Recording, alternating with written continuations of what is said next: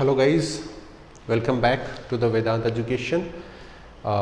Good morning, this is class 11 science. हमने unit 2 structure of atom start की थी बच्चों. This is for the Hindi medium lecture and atomic structure की बात हमने शुरू की थी एंड उसके अंदर उसका थोड़ा बहुत इनिशियली डाल्टन्स थ्योरी की बात हमने कर ली थी और उसके बाद में डिस्कवरी ऑफ इलेक्ट्रॉन की बात की थी. ठीक है, और इलेक्ट्रॉन की डिस्कवरी किससे हुई? कैथोड रेज से हुई. तो हमने कैथोड ट्यूब में सबसे पहले जूलियस प्लकर ने ये एक्सपेरिमेंट किया था. ठीक है, जूलियस प्लकर ने एक्सपेरिमेंट किया था कैथोड रेज का. कैथोड रे हाई वोल्टेज और लो प्रेशर के ऊपर कैथोड से निकलने वाली रेस एनोड पे आकर के स्ट्राइक कर रही थी और उनका चार्ज निकाला था कि वो नेगेटिवली चार्ज पार्टिकल है और उन्हीं को फिर लास्ट में जाकर के इलेक्ट्रॉन बोला गया. ठीक है, अब वो जो इलेक्ट्रॉन थे उसका चार्ज भी निकाला गया था जो कितना था 1.602 इंटू 10⁻⁻19 कूलम्ब्स इन नेगेटिव. ठीक है, उनका मास भी निकाल लिया था 9.1 इंटू 10⁻⁻31 किलोग्राम और पावर में आप अगर ग्राम में लेते हैं तो -28 पावर में आ जाएगा. ठीक है ना, उसका EM रेशियो भी निकाल लिया था 1.76 इंटू 10⁸ निकाल लिया था और इससे मास का आइडेंटिफाई किया कि मास बहुत कम होता है. ठीक है, बहुत ज़्यादा इसका जो EM रेशियो है उसकी वजह से क्या माना कि इसका मास बहुत कम है. ठीक है, इसके 1 मोल इलेक्ट्रॉन्स का चार्ज भी निकाल लिया था जो कितना आ रहा था चार्ज 1 फेराडे के इक्वल 96500 के कूलम्ब्स के इक्वल आ रहा था. ठीक है, 1 मोल इलेक्ट्रॉन्स का मास भी निकाल लिया था जो 0.55 मिलीग्राम्स के आसपास आ रहा था. ठीक है ना, तो ये सारी चीज़ें करके फाइनली क्या पता लगा लिया गया कि electron is a negatively charged particle जिसका स्पेसिफिक चार्ज होता है. और सबसे बड़ी बात कि ये जो इलेक्ट्रॉन होते हैं are independent of the nature of the matter. Matter की जो नेचर है उससे इंडिपेंडेंट होते हैं. इसका मतलब क्या है कि सभी मैटर का क्या होगा, जो इलेक्ट्रॉन है वो कॉमन रहेगा, कांस्टेंट रहेगा, सेम रहेगा. और इसका पता कैसे चला? EM value of the electron से पता चला. ठीक है, चलिए अब सेकंड सब एटॉमिक पार्टिकल है हमारा एनोड और प्रोटॉन. प्रोटॉन की खोज, प्रोटॉन की डिस्कवरी कैसे हुई? उसकी शुरुआत हुई किससे? एनोड किरण से. ठीक है, किसने किया? ये गोल्डस्टेन ने. गोल्डस्टेन इसने क्या किया? ये एनोड रेस का एक्सपेरिमेंट किया. ठीक है ना, ने एनोड किरण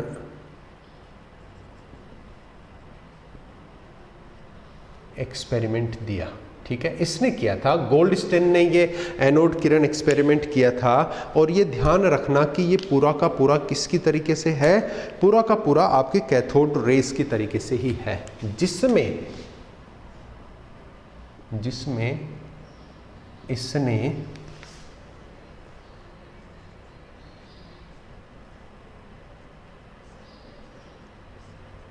छिद्रित कैथोड का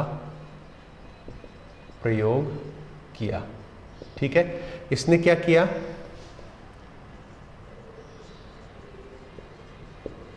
इस प्रयोग में इसने H2 गैस को नलिका में आयनित किया जो उच्च विभव, जो आपका कैथोड किरण वाला था बच्चों वही विभव और निम्न दाब इसके ऊपर ये सब किया जो कितना है, जो कितना था लेस देन 10⁻⁻4 ATM था. यही था ना बच्चों इलेक्ट्रॉन के लिए भी. उसी में इसने क्या किया? H2 गैस को नलिका में आयनित किया. ठीक है, अब क्या होगा ध्यान देना बच्चों. देखिए बेसिकली इसको ये आइडिया कहाँ से आया? जो गोल्डस्टेन था उसको एनोडिक किरणें या पॉजिटिव चार्ज पार्टिकल प्रोटॉन का आइडिया कहाँ से आया? इसने कहा कि आपने जो नलिका ले रखी है, कैथोड वाले एक्सपेरिमेंट को देख करके इसने क्या कहा कि आपने जो नलिका ले रखी है उस नलिका में अगर कैथोड से एनोड की तरफ कोई कण या कोई किरण जा रही है तो बेशक कोई ना कोई किरण कहाँ से? एनोड से कैथोड की तरफ भी आनी चाहिए. उसमें क्या हुआ था बच्चों? उसमें क्या हुआ था? देखिए ये कैथोड लिया था, है ना, यहाँ से किरणें कहाँ जा रही थी, एनोड पे जा रही थी। तो बोलेंगे कि ऐसा नहीं होता, एक डायरेक्शन में नहीं चलता। आपकी अगर इधर से इधर किरण जा रही है तो डेफिनेटली किरणें इधर से इधर भी आई होंगी। लेकिन क्या हुआ उस समय, तो क्या किया था वो जो साइंटिस्ट थे उन्होंने क्या किया था, कैथोड रे के अंदर एनोड को छिद्रित कर रखा था उन्होंने, इसलिए एनोड के पीछे लगे हुए ZNS स्क्रीन पे चमक दिखी। तो उन्होंने कहा कि भैया कैथोड से कोई अदृश्य किरणें आकर के एनोड पे टकरा रही है, उनको कैथोड रे और बाद में इलेक्ट्रॉन बोला। फिर इधर कुछ नहीं लगा हुआ था, इधर कोई भी स्क्रीन नहीं लगी हुई थी, इधर ये छिद्रित नहीं था, इसलिए इधर से आने वाली किरणें उस समय नहीं दिखी। फिर इसने सोचा, गोल्डस्टीन ने, कि भैया ऐसे अगर कैथोड रेज जा रही हैं, ऐसा सब कुछ हो रहा है, तो फिर उधर से एनोड रेज भी आनी चाहिए, ये उसने कहा। और फिर ये एक्सपेरिमेंट किया, और फिर उसने क्या किया, अपने एक्सपेरिमेंट में कैथोड को छिद्रित ले लिया ऐसा सोच करके, और फिर सेम वही परिघटना उसके अंदर हो गई। तो ध्यान देना, इसने, किसने, इस वैज्ञानिक ने, इसने कहा कि कैथोड किरणों के साथ साथ जरूर एनोड से भी कोई किरण आनी चाहिए तथा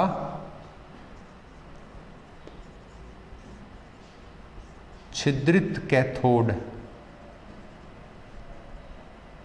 लेकर प्रयोग किया। ठीक है ना, ये दिमाग में आया था उसके, इसलिए उसने ये प्रयोग किया। ठीक है, ठीक है ना। अब देखिए, अब इसने क्या किया, वही ट्यूब ली, ये लीजिए वही ट्यूब है, सारा काम धाम वही कर दिया इसने भी। लेकिन इसने क्या किया, सपोज कीजिए इसने एनोड इधर लगा दिया है, ये क्या है आपका एनोड हो गया, है ना, ये है एनोड, ओके, पॉजिटिव, और यहाँ पे है ये कैथोड, और ये लीजिए, ये लीजिए, ये है नेगेटिव कैथोड। ठीक है, और ये जो कैथोड है ना मेरे बच्चों, वो ध्यान देना, वो क्या है, इस प्रकार से छिद्रित है, छिद्रित है। तो ये जो किरणें जा रही है ना बच्चों, ये जो किरणें जा रही है ना बच्चों, ये कहाँ पे जाकर के टकरा रही हैं, ये कहाँ पे जाकर के टकरा रही हैं, इस ZNS स्क्रीन के ऊपर। किस, कौन सी स्क्रीन के ऊपर है, इस ZNS स्क्रीन के ऊपर टकरा रही हैं। इनके बीच में तो उच्च विभव लगा दिया है ना, उच्च विभव, और यहाँ पे क्या लगा दिया, एक वैक्यूम पंप, निर्वात पंप। ठीक है ना, तो प्रेशर कम कर दिया इससे, वो वोल्टेज लगाया, ये क्या था, एनोड से अब कैथोड की तरफ किरणें जा रही हैं और यहाँ टकरा रही हैं। यहाँ पे क्या दिखाई इनको, एक चमक दिखी, इससे कहा कि भैया अदृश्य किरणें एनोड से निकल करके कहाँ जा रही है, कैथोड से जा रही हैं। ठीक है, लेकिन एक चीज बहुत ही इंपॉर्टेंट इसमें बोली कि ये जो रेज है वो क्या हो रही हैं, looks like to be produced from anode. ठीक है, ये कैसी है, देखो अब इसने क्या कहा, मैं ये आगे आपको बताता हूं। देखिए यहां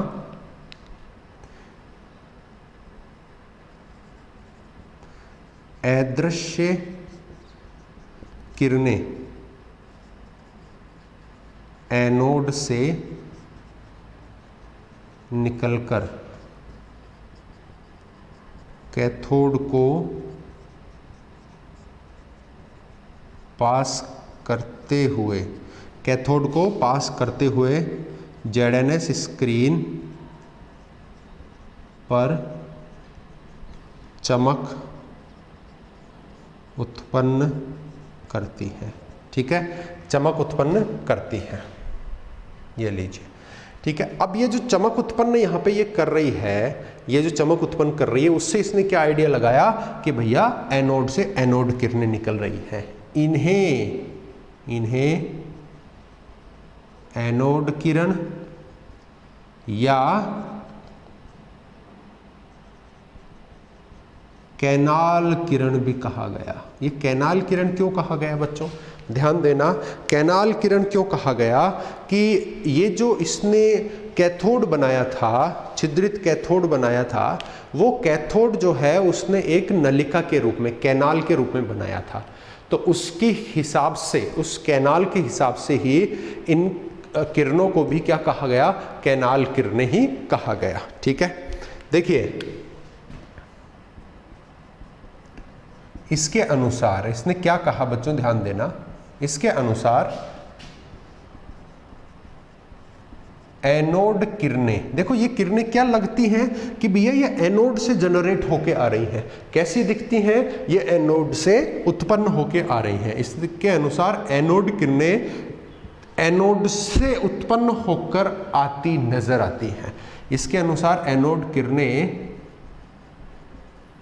एनोड से उत्पत्तित नजर आती है। लगता है ऐसा कि भैया वो एनोड से जनरेट हो रही हैं, लेकिन वे गैस, भरी गैस से या के आयनन से उत्पन्न होती हैं। अब आपको पूछे कि भैया वो किरणें आ गई लेकिन वो कहाँ से जनरेट हो रही हैं, तो ये मत कहिएगा कि एनोड से जनरेट हो रही है। वो कहाँ से जनरेट हो रही है, जो गैस आपने इसमें भरी हुई है ना, H2 गैस इसमें जो आपने भरी हुई है ना, निर्वात पंप, और इसमें क्या है, H2 गैस। ठीक है, इसमें जो H2 गैस भरी है उसका आयनन हो रहा है। ठीक है, देखिए कैसे हो रहा है, मैं आपको बता देता हूं। हाइड्रोजन जो गैस है उसमें से एक हाइड्रोजन टूट करके क्या कर रहा है, अपने आप को तो H+ बना रहा है और एक इलेक्ट्रॉन रिलीज कर रहा है। तो इस एक्सपेरिमेंट में भी कैथोड रेज भी जनरेट हो रही है, क्योंकि ये जो इलेक्ट्रॉन है वो किधर भागेंगे, इस एनोड की तरफ भागेंगे। तो ये तो क्या है, कैथोड रे के रूप में चलता है, कैथोड रे के, कैथोड किरण के रूप में चलता है। और ये है आपका प्रोटॉन जो एनोड रे के रूप में चलता है, एनोड रे। क्योंकि इस एक्सपेरिमेंट में केवल इसने क्या किया है, इस कैथोड के पीछे जिंक स्क्रीन लगाई है, तो केवल हमें ये H+ प्रोटॉन आते हुए नजर आ रहे हैं। कैथोड वाले एक्सपेरिमेंट में क्या किया था, एनोड के पीछे जिंक की स्क्रीन लगाई थी, इसलिए कैथोड किरणें जो आ रही थी वो आती हुई नजर आ रही थी। ठीक है, तो आप इसको देखिए कि इस एक्सपेरिमेंट में क्या किया था, इन्होंने हाइड्रोजन गैस ली थी, उससे का आयनन होने के बाद इलेक्ट्रॉन तो फ्री होकर के किधर आ गया, कैथोड से एनोड पे आ गया, और वो जो प्रोटॉन थे वो एनोड्स की तरफ से भाग करके कैथोड की तरफ, नेगेटिव चार्ज है ना कैथोड, इसलिए उसकी तरफ आ गए। तो इलेक्ट्रोड से कुछ नहीं आ रहा है बच्चों, ध्यान देना, इलेक्ट्रोड से ऐसा कुछ नहीं है कि भैया इलेक्ट्रोड से कुछ आ रहा है, वो उस गैस से निकल के आ रहा है, उस आयनित गैस से वो प्रोटॉन निकल के आ रहे हैं। तो इस चीज को आप ध्यान रखना, ठीक है ना। अब देखिए उसके बाद में हम ये कह सकते हैं कि भैया थॉमसन ने क्या किया, ये जो एनोड किरणें थी उनको धनात्मक किरणें बोला और प्रोटॉन की खोज इसी ने की थी। ठीक है ना, ओके। तो अब अपन वही प्रॉपर्टीज की बात करते हैं, ठीक है ना, इसके गुणों की बात करते हैं। थॉमसन बाबा ने क्या कह दिया, इन किरणों को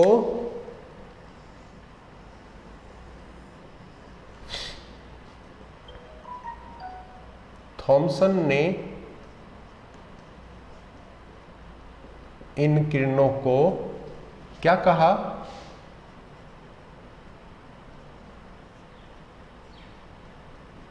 धनात्मक किरणें कहा। ठीक है, इनके गुणधर्म देखो, ध्यान देना बच्चों, जो कैथोड किरणों के गुणधर्म थे वो ही इनके हैं। पहला हमने वहां पे क्या कहा था कि भैया ये जो किरणें होती हैं ये दृश्य प्रकाश की भांति होती हैं।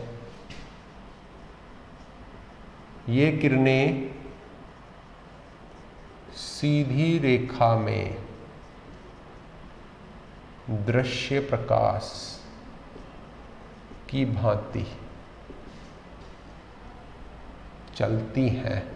बिकॉज क्योंकि ये किसी वस्तु का पूर्ण प्रतिबिंब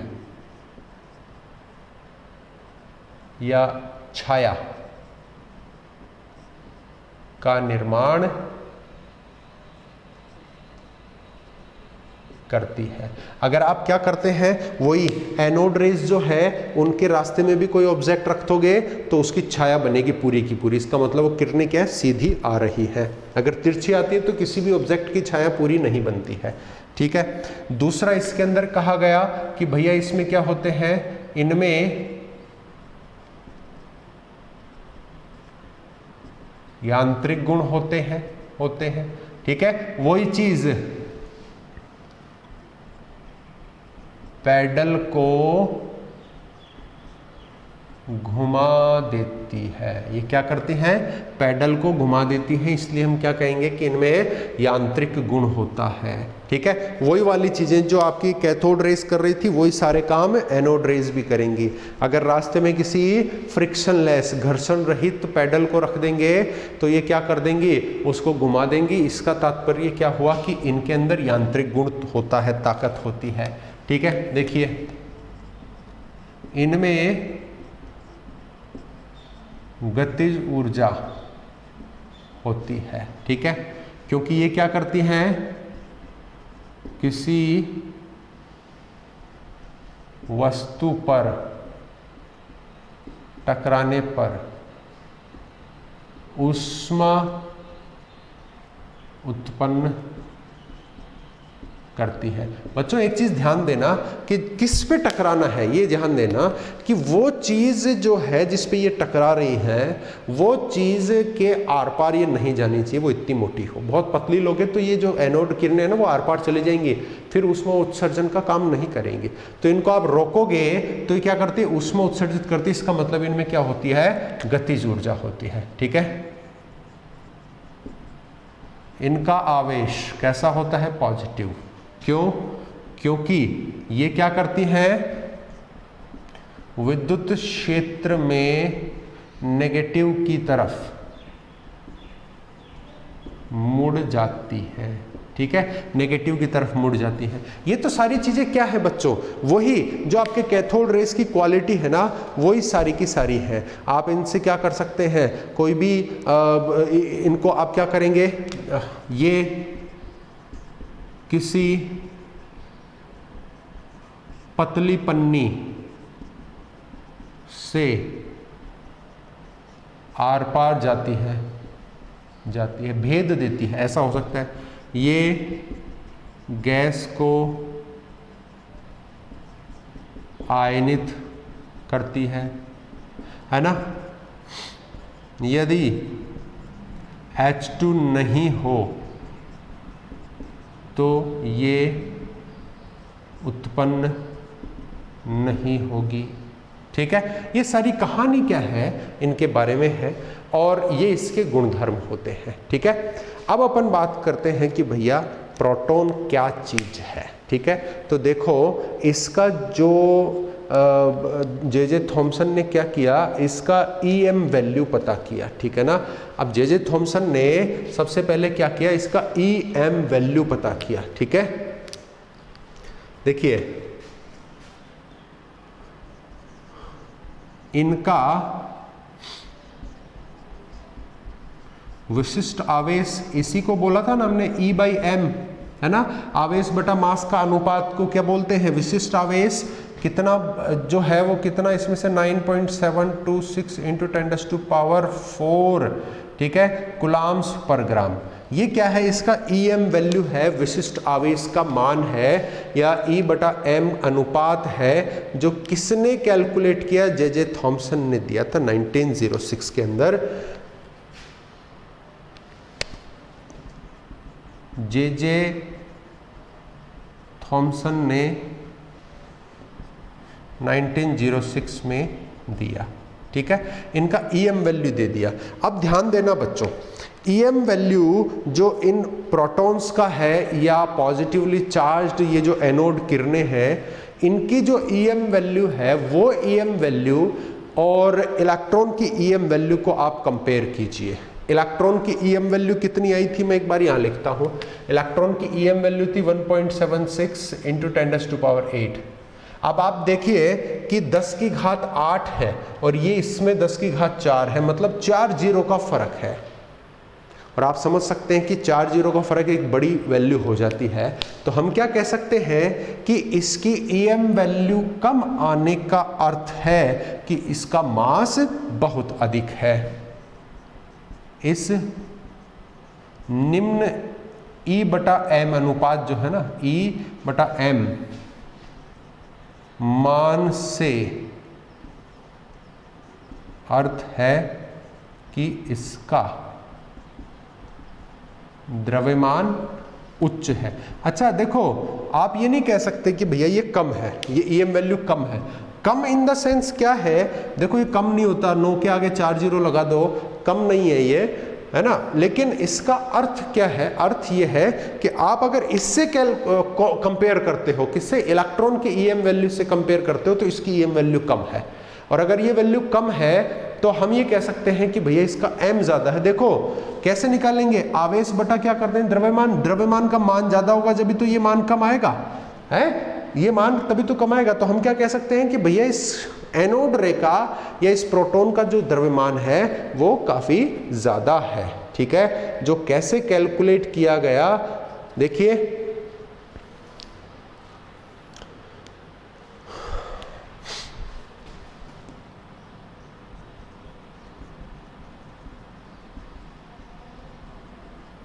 कैसे कैलकुलेट किया गया, E/EM। आवेश में इस विशिष्ट आवेश का भाग दे दीजिए, द्रव्यमान आ जाएगा। कैसे आ जाएगा, देखो E गुणा m/E, ये जो वैल्यू है ना हमारे पास, इसको मैं घुमा करके ऊपर ले जाऊं तो E गुणा m/E, E से E कैंसिल हो गया, क्या आ जाएगा, m आ जाएगा। ठीक है, तो वैल्यूज रख लीजिए, वैल्यूज रख लीजिए। E कितना है, इसका चार्ज कितना है, अभी मैं आपको बताता हूं। देखो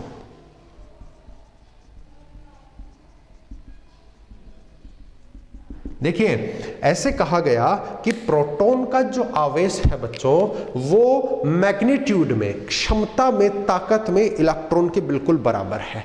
जितना आवेश इलेक्ट्रॉन का है उतना ही आवेश क्या है, प्रोटॉन का भी होता है, ये कहा गया। लेकिन क्या है कि वो चिन्ह में क्या था, नेगेटिव था, और ये क्या है, पॉजिटिव है। देखना बच्चों, मैं वैल्यू लिख दूं फिर इसकी, 1.602 इंटू 10⁻⁻19 कूलाम, ये क्या हो गया, एक प्रोटॉन का आवेश हो गया। ठीक है, अभी मैं इस पे बात करूंगा, पहले मैं यहाँ पे m की वैल्यू निकाल देता हूं। तो द्रव्यमान कितना हो गया, E कितना आ गया, 1.602 इंटू 10⁻, अच्छा ये मैं डायरेक्ट लिख दूं क्या बच्चों, डायरेक्ट लिख दूं क्या, देखो प्रोटॉन का द्रव्यमान क्या आ जाएगा, इससे आ रहा है, और वो कितना आ जाएगा, इसमें आप जब कैलकुलेट करेंगे ना प्रोटॉन का द्रव्यमान, तो सिंपली आपको जो प्रोटॉन का द्रव्यमान है वो मिलेगा कि 1.67 की अप्रोक्स 1.672 इंटू 10⁻⁻24 ग्राम, या आप इसको लिख सकते हैं 1.672 इंटू 10⁻27 किलोग्राम। ठीक है, ये हो गया इस एक प्रोटॉन का द्रव्यमान। तो प्रोटॉन का द्रव्यमान है, आवेश है, और ये उसका विशिष्ट आवेश या EM अनुपात बोल सकते हैं, आवेश द्रव्यमान अनुपात बोल सकते हैं। अब बात आती है कि ऐसे कहा गया कि भैया इलेक्ट्रॉन और प्रोटॉन के आवेश की क्षमता, मैग्नीट्यूड तो समान है, ठीक है, क्षमता तो समान है, लेकिन आप ये देखेंगे कि उसके प्रकृति अलग है।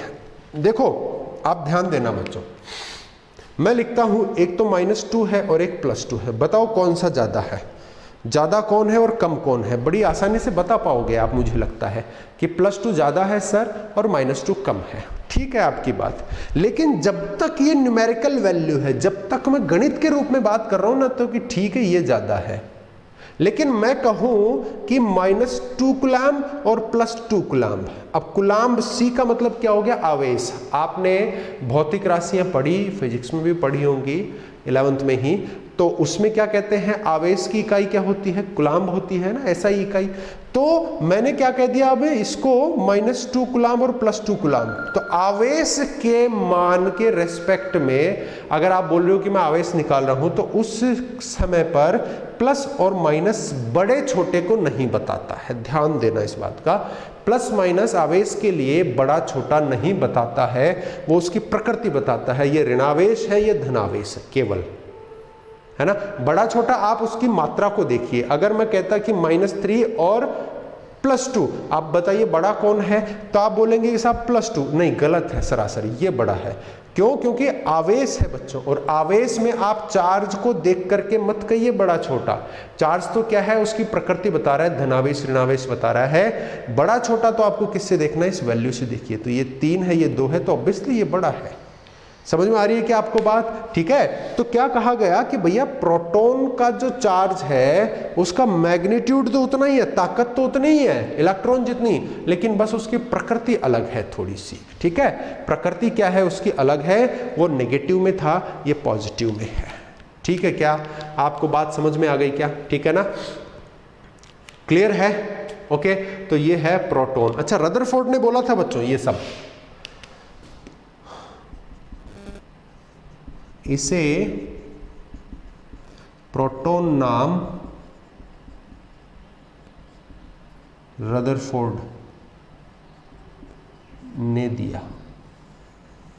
ठीक है, किसने दिया था? रदरफोर्ड ने इसको प्रोटॉन नाम दिया था कि भैया इस पॉजिटिवली चार्ज पार्टिकल को क्या कहना है, प्रोटॉन कहना है। ठीक है, आइए अब अपन क्या करते हैं, देखिए अभी तक न्यूट्रॉन की हमने इसमें पढ़ा नहीं है कि खोज कैसे हुई, ज़्यादा लंबा चौड़ा नहीं है, लेकिन जब अपन एक दो थ्योरी पढ़ेंगे ना, किसकी एटॉमिक स्ट्रक्चर पढ़ेंगे ना, एटॉमिक मॉडल पढ़ेंगे ना, पहले थॉमसन का आएगा फिर रदरफोर्ड का आएगा, तो रदरफोर्ड के मॉडल के अंदर इसकी समझ आएगी रदरफोर्ड को कि भैया इसमें कोई ना कोई न्यूट्रल पार्टिकल भी होना चाहिए। जो न्यूट्रॉन का आवेश कैसा होता है, 0 होता है ना प्लस होता है ना माइनस होता है। तो उस 2-3 मॉडल आने के बाद उनके दिमाग में आती है कि इसमें इन 2 के अलावा भी कोई तीसरा क्या है, इसमें क्या है, कोई सब एटॉमिक पार्टिकल है, उप परमाणविक कण है जिसका आवेश 0 है, क्योंकि इनका बराबर बोल दिया ना इन्होंने, है ना, इसलिए फिर उसकी खोज बाद में अपन करेंगे। लेकिन मैं एक बार इनको एक समराइज कर देता हूं, एक टेबल के रूप में लिख करके आपको मैं बता रहा हूं कि क्या होता है, कैसे होता है। ठीक है, देखिए जरा,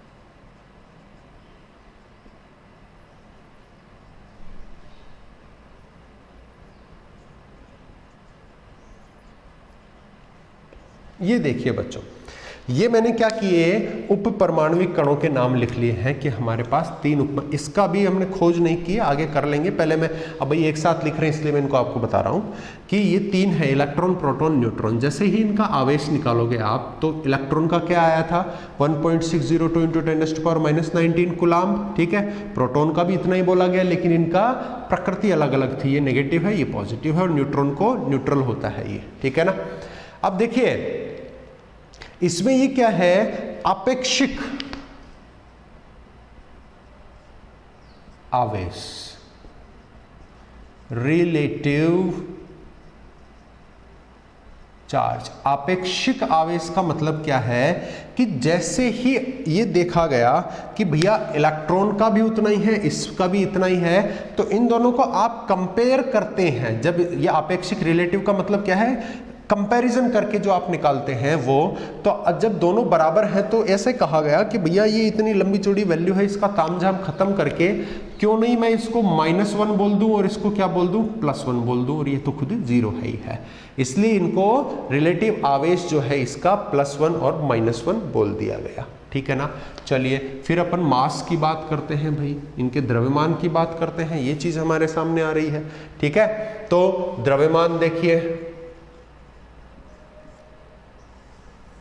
इलेक्ट्रॉन का द्रव्यमान कितना आया था बच्चों? 9.1 इंटू 10⁻31 किलोग्राम्स आया था कि नहीं आया था, है ना। मैं ग्राम में भी लिख देता हूँ, 9.11 इंटू 10⁻28 ग्राम्स आया था कि नहीं आया था, ठीक है।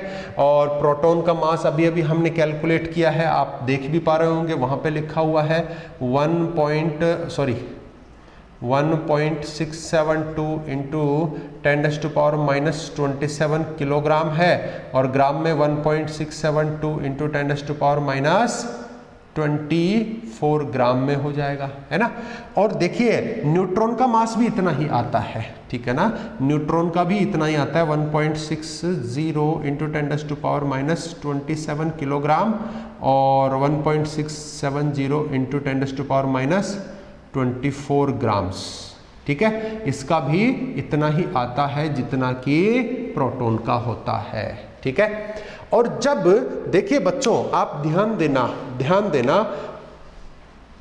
देना एक चीज, अब यहां पे आप यूनिट मास की भी बात कर सकते हैं, ठीक है ना, इकाई मास की भी बात कर सकते हैं। यहां पे इकाई मास द्रव्यमान क्या बात कर सकते हैं कि सर जब इन दोनों का सेम है तो क्यों नहीं इनको 1 बोल दिया जाए।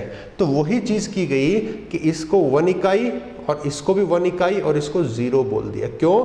क्योंकि इस इलेक्ट्रॉन का जो द्रव्यमान है, इलेक्ट्रॉन का द्रव्यमान जो है वो किसके बराबर है? 1/1857 गुणा प्रोटॉन का द्रव्यमान।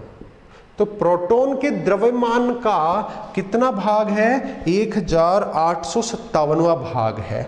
अगर प्रोटॉन का द्रव्यमान मैं कहता हूं कि 1 इकाई मानता हूं, प्रोटॉन का द्रव्यमान मैं 1 इकाई मानता हूं, तो इलेक्ट्रॉन का कितना हो गया? इतना हो गया। अब आप इसको सोल्व करके बताइए मुझे कितना आता है। देखो जरा, मैं इस 1857 को लगभग 2000 कर लूं, है ना, 0.0000, ठीक है। पॉइंट लगाया, 1 0 लगाया, फिर 3 0 है तो मैंने ये 3 0 इधर लगा दिए, और 2000 का इसमें दूंगा तो कितने होंगे? 5 टाइम्स। कितना आ रहा है? 0.0005। मतलब 1 के सामने ये क्या है? बहुत ही तुच्छ सी वैल्यू है। इसलिए हम क्या कर देते हैं कि इलेक्ट्रॉन का जो द्रव्यमान है उसको नगण्य बोल देते हैं। हालांकि द्रव्यमान हमारे पास ये रहा है, इसका कुछ ना कुछ तो आएगा, मैटर में ये काउंट होता है, लेकिन नगण्य बोल दिया, इसलिए हमने प्रोटॉन के इकाई द्रव्यमान के सामने इसको क्या कर दिया? 0। वैसे 0 मत बोल देना बच्चों, मैं आपको ये जो 0 बता रहा हूं ना, उसको आप वैसे 0 मत कह देना कहीं पे, कोई क्वेश्चन में 0 मत कर देना, अरे मेरे लाडलो ये मत कर देना बच्चों। ये क्या है? जब आप प्रोटॉन और इलेक्ट्रॉन के मास को कंपैरिजन करेंगे ना, तब ये आप कह सकते हो कि भैया प्रोटॉन का मास अगर 1 इकाई है तो इलेक्ट्रॉन का 0 है, क्योंकि वो बहुत नगण्य होता है। आप कहीं कैलकुलेशन कर रहे हैं तो इलेक्ट्रॉन का द्रव्यमान आपको इतना ही लिखना है, ग्राम में लिखना है तो यही लिखना है, 0 मत लिख देना, कहानी खत्म हो जाएगी। नहीं तो आपको अगर इलेक्ट्रॉन का आवेश लिखना है तो ये लिखना, प्रोटॉन का लिखना है तो ये लिखना, ये मत लिख देना। ये तो मैं क्या बता रहा हूं, इनका कंपैरिजन करके बता रहा हूं कि अगर ये माइनस में 1 इकाई है तो ये प्लस में 1 इकाई है और ये 0 है। समझ में आ गई ना बात? तो ये एक समझने का जरिया है, तरीका है। हालांकि मास, द्रव्यमान और आवेश तो यही होते हैं, ठीक है क्या? होपफुली आपको ये जो हमने प्रोटॉन की खोज की बात की, ये आपको समझ में आ गया होगा, ठीक है। चलें थोड़ा आगे बढ़े, और आज अपन क्या करते हैं, इसमें पहला परमाणु का जो मॉडल है उसकी अपन बात करते हैं, जो किसने दिया था? जे थॉमसन ने दिया था। संरचना की बात की थी, ठीक है ना भैया। परमाणु के बारे में सबसे पहले खोज तो किसने कर दी थी? किसने करती थी बताइए? हमने पहली क्लास में इसमें पढ़ा था, डाल्टन बाबा ने बोल दिया था कि नहीं बोला था, ठीक है ना। लेकिन उसने उसकी संरचना की बात नहीं की थी। तो संरचना का मॉडल सबसे पहला किसने दिया था? थॉमसन ने दिया था। परमाणु का थॉमसन मॉडल, ठीक है ना, 1904। तो थॉमसन, जे थॉमसन ने सबसे पहले क्या किया? परमाणु का संरचना का मॉडल प्रपोज किया था, ठीक है ना, जिसके बारे में उसने कुछ ना कुछ बातें बोली हैं, है, ठीक है। देखिए उसने क्या कहा, जे थॉमसन ने क्या कहा, देखिए मैं लिख दूं पहले। सर्वप्रथम जे थॉमसन ने परमाणु का मॉडल दिया। इसने क्या कहा कि भैया परमाणु जो है उसमें क्या होता है, इसने संरचना बताई। ध्यान से सोचना कि परमाणु एक समान धनावेशित या एक धनावेशित गोला है। परमाणु को क्या कहा इसने कि परमाणु एक धनावेशित गोला है जिसमें इलेक्ट्रॉन जो ऋणावेशित हैं वो बराबर बराबर रूप से वितरित हैं। क्या कहा इसने? इसके अनुसार परमाणु एक धन आवेशित गोला है जिसमें ऋणावेशित इलेक्ट्रॉन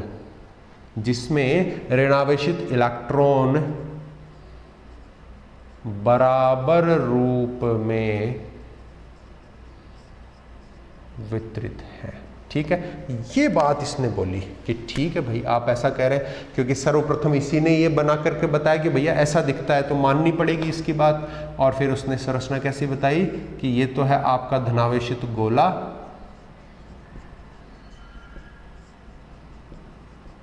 परमाणु, और इसमें क्या है जो आपके ऋणावेशित इलेक्ट्रॉन है बच्चों वो इस रूप में बराबर रूप में डिस्ट्रीब्यूटेड है ना, कोई ज़्यादा कोई कम नहीं है, कोई कहीं ज़्यादा या कम नहीं है। ठीक है ना, वो ज़रूरी है आपको बराबर बराबर, क्यों? क्योंकि आगे पता चलेगा इसका, देखना ये इलेक्ट्रॉन है। ये संरचना क्या कहा थॉमसन ने बना करके बताई कि भैया परमाणु ऐसा होता है। ठीक है, फिर इस मॉडल को क्या कहा गया? इस मॉडल को प्लम पुडिंग मॉडल या रेजिन पुडिंग मॉडल या वाटरमेलन कहा गया। देखिए तरबूज का जैसा नहीं लग रहा है, तरबूज है, तरबूज तो क्या हो गया धनावेशित गोला हो गया पूरा, और उसके अंदर ये जो इलेक्ट्रॉन है वो उसके बीज हो गए, तो उनको क्या बोलते हैं? पुडिंग्स बोलते हैं। जैसे केक होता है, केक में पुडिंग्स लगा देते हैं ना, वो रेड कलर से या चेरी लगा देते हैं, वो पुडिंग्स हो गई। इसलिए इसको क्या कहा गया? इट इज, यह है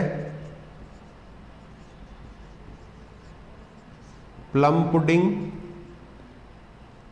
कोमा, या फिर इसी को आप वाटरमेलन मॉडल भी कह सकते हैं, या इसको रेजिन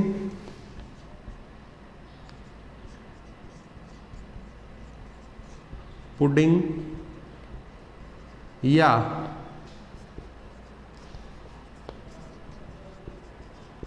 वाटरमेलन मॉडल भी कहा गया। ठीक है, ये तो है थॉमसन ने जो संरचना बताई वो सारी बातें, ठीक है ना। लेकिन अब इसमें एक चीज की दिक्कत हो गई कि भैया ये जो आपका मॉडल है, एक अच्छी बात तो क्या थी कि इसने ये कहा कि भैया जो परमाणु है वो तो क्या है, एक धनावेशित गोला है और उसके अंदर इलेक्ट्रॉन बराबर बराबर बटे हुए हैं। इसका मतलब ये पूरा का पूरा क्या हो गया? उदासीन हो गया, है ना। तो परमाणु की उदासीनता को तो ये एक्सप्लेन करता है। यह है मॉडल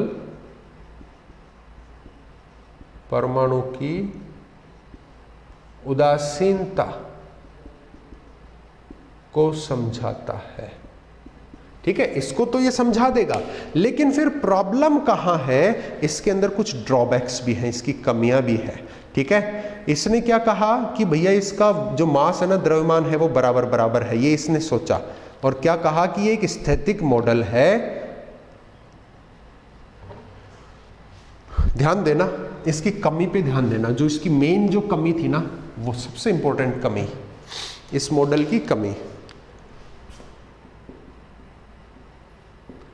ये तो बोल दिया कि भैया ये उदासीन है, तो उदासीन हो भी सकता है क्योंकि इलेक्ट्रॉन बराबर बराबर वितरित है एक पॉजिटिव के ऊपर, तो उदासीन हो सकता है। लेकिन जो मेन कमी थी वो क्या थी?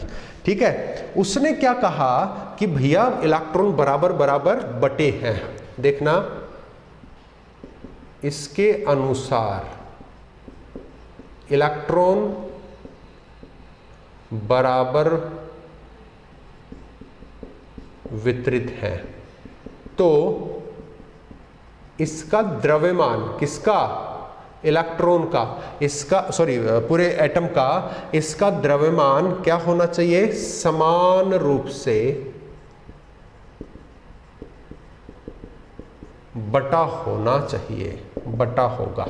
इसके अनुसार, इसने जो कही ना बात, उसके अनुसार कि भैया इलेक्ट्रॉन बराबर बराबर वितरित हैं, तो इसका द्रव्यमान भी क्या होगा, समान रूप से बटा हुआ होगा, उसने जो कहा उस बात के अनुसार।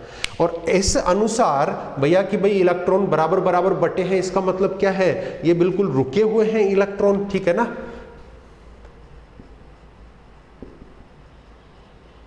इसके अनुसार इलेक्ट्रॉन में गति नहीं है, और परमाणु जो है ना बच्चों, वह एक परमाणु एक स्थैतिक मॉडल है।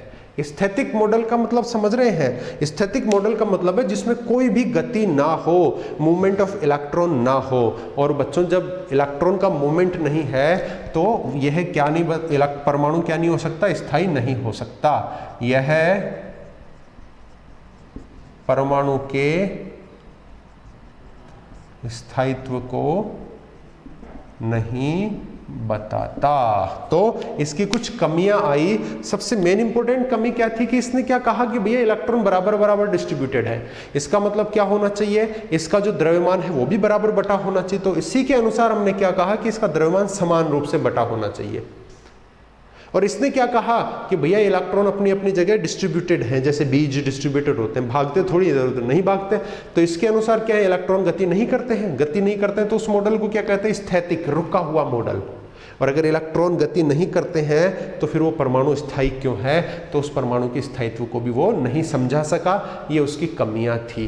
फिर वैज्ञानिकों के दिमाग में आया कि भैया अगर ऐसी कमी है, परमाणु तो है, कुछ कुछ ये बात भी ठीक है इसकी, लेकिन इसमें कुछ गड़बड़ है। तो फिर उन्होंने एक्सपेरिमेंट किए, फिर नई चीज़ आई, फिर इसके बाद रदरफोर्ड ने इसको मॉडिफाई करके नया थ्योरी दिया, नई परमाणु मॉडल दिया। उसमें एक्सपेरिमेंट क्या था, कैसे था, वो हम अगली क्लास में देखते हैं। चलिए, thank you very much, till the next lecture. Next lecture में हम अगला मॉडल रदरफोर्ड का स्कैटरिंग मॉडल पढ़ेंगे, ठीक है। चलिए, थैंक यू वेरी मच।